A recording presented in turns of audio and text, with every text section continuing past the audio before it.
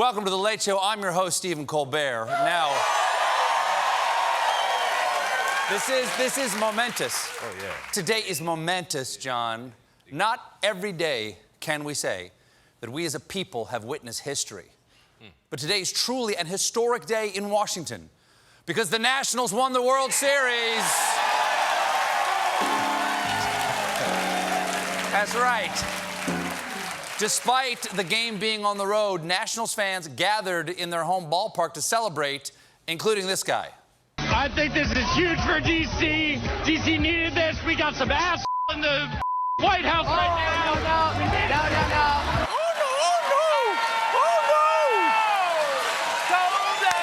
Good for you. Yeah. Oh, my goodness. What? Yeah, don't do that one. What did this reporter think was going to happen? She's interviewing drunk fans. Did she expect a cogent response? Well, I'm happy this victory is somewhat tarnished by the cloud of impeachment hanging over this great nation. If we accept the lowering of constitutional standards, America will cease to be a shining beacon of liberty. Now, if excuse me, I have to go puke in a storm drain. Go Nats, go! Woo! Woo! Woo! Woo! Yeah. Go Nats! You let it all out. He couldn't hold it. Woo! Of course, that fellow in the love-making White House might not be there much longer because today the House voted to formalize the impeachment inquiry. Yeah.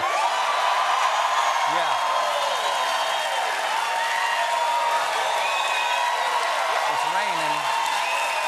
The rain, it raineth every day. Now, that means we are one step closer to getting Trump out of the White House and sending him home to New York City. Quick, somebody lock the Lincoln Tunnel and turn out the lights. Everybody on the floor, we're not home. The resolution was led by House Speaker Nancy Pelosi, who is my guest tonight. Right over there. Smiling face, yeah. We should have tonight's show sent to the Smithsonian. Yeah, national treasures right between, Lincoln's hat and Ben Franklin's codpiece. Just put it right in. The vote took place on Halloween, which is why we're calling tonight's episode Nancy Pegosi's haunted house scream-peachment inquiry into the president's quid pro quo with Boo Gray. Witch hunt. the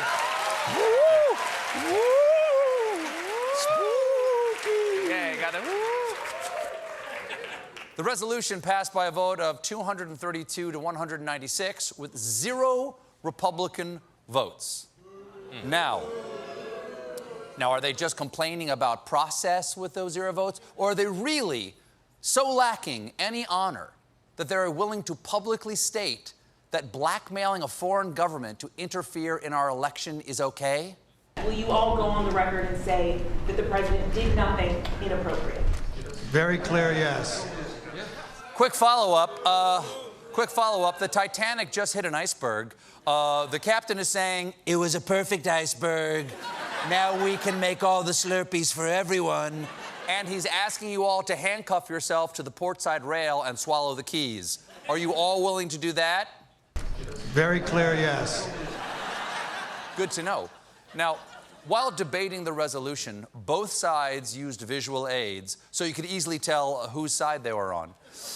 Congressman Steve Scalise's poster was there to underline his central message. This is unprecedented. It's not only unprecedented, this is Soviet-style rules. Ah, yes, the classic Soviet-style rules for impeaching their leaders. Remember, Stalin was in power only 30 years when he was impeached by dying. That's right. The vote today also did not sit well with Republican congressman and man who learned to smile from a series of still pictures. Devin Nunes thinks he knows what's fueling Adam Schiff and the Democrats. What we're seeing among Democrats on the Intelligence Committee down in the SCIF right now is like a cult. These are a group of people loyally following their leader as he bounces from one outlandish conspiracy theory to another. Really? Wow, that is the pot saying the kettle was born in Kenya. Oh, my goodness. The resolution, hello. That's what it was. The resolution lays out the rules for the inquiry moving forward.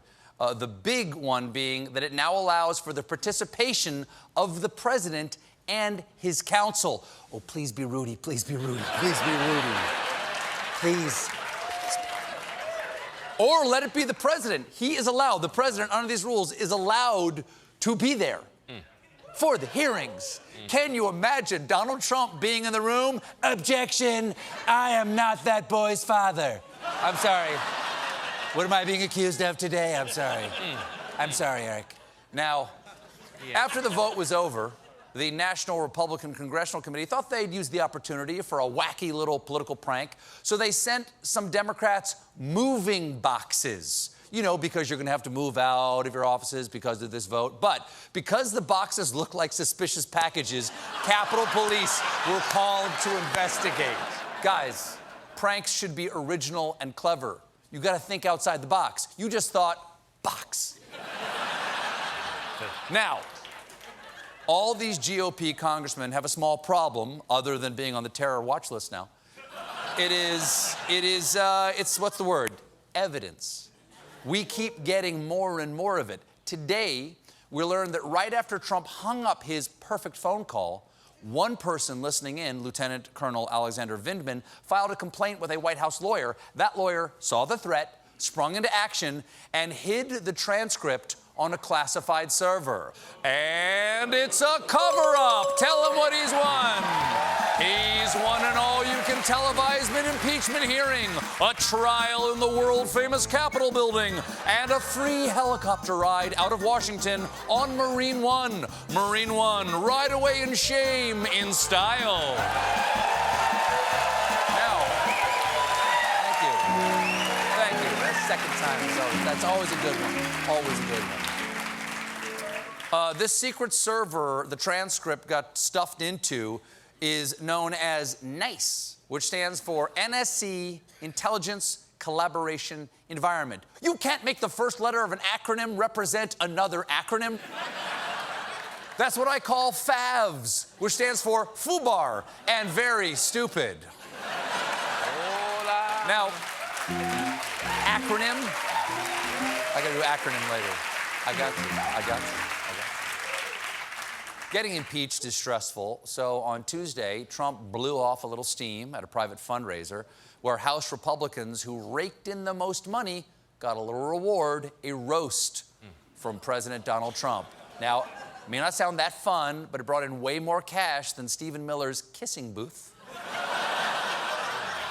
In particular, he'll unhinge his jaw, swallow your whole head.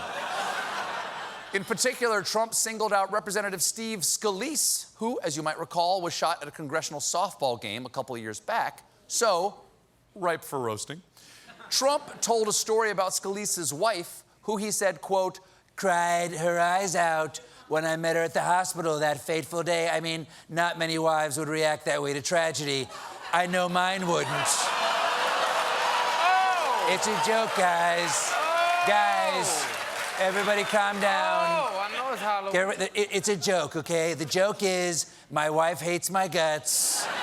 We're in a totally loveless marriage. She'd leave me, but she's afraid I'd deport her. Women, am I right? Take my wife, please. Oh, wait. She's not here.